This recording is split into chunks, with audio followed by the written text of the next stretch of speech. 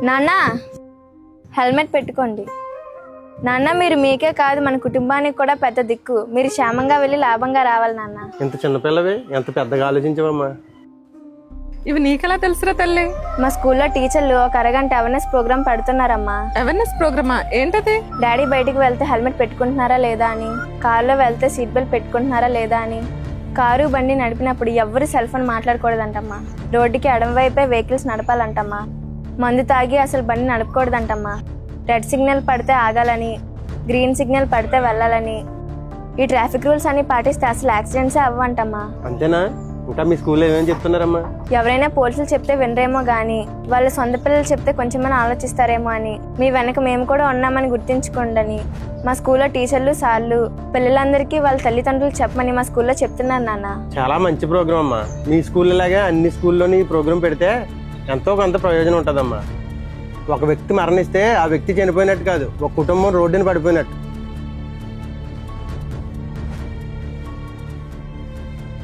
ఆయనకి చాలా ఇష్టం అన్నమాట. బాగా చదవాలి, చదువు అంటే చాలా ఎప్పుడు పుస్తకాలతోనే ఉండేవారు కూడా.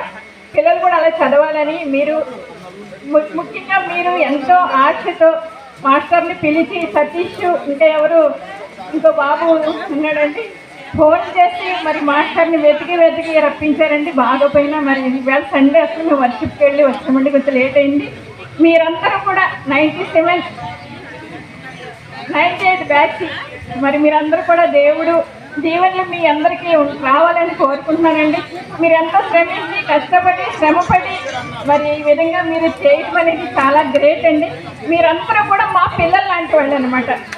మీరందరూ కూడా మా పిల్లలు, మీ పిల్లలు కూడా తీసుకొచ్చారు, అంటే మన వాళ్ళు కూడా తీసుకొచ్చారు. మాకు చాలా చాలా సంతోషంగా ఉంది, మాకు చాలా గ్రేట్ అండి.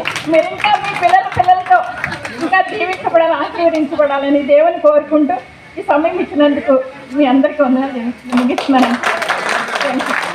టీచర్లకి 2 రకాల పిల్లలు ఉంటారు. Body given children, God given children అంటాను.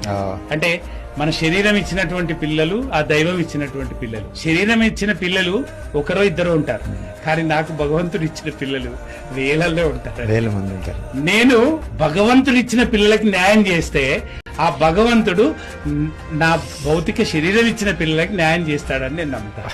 చాలా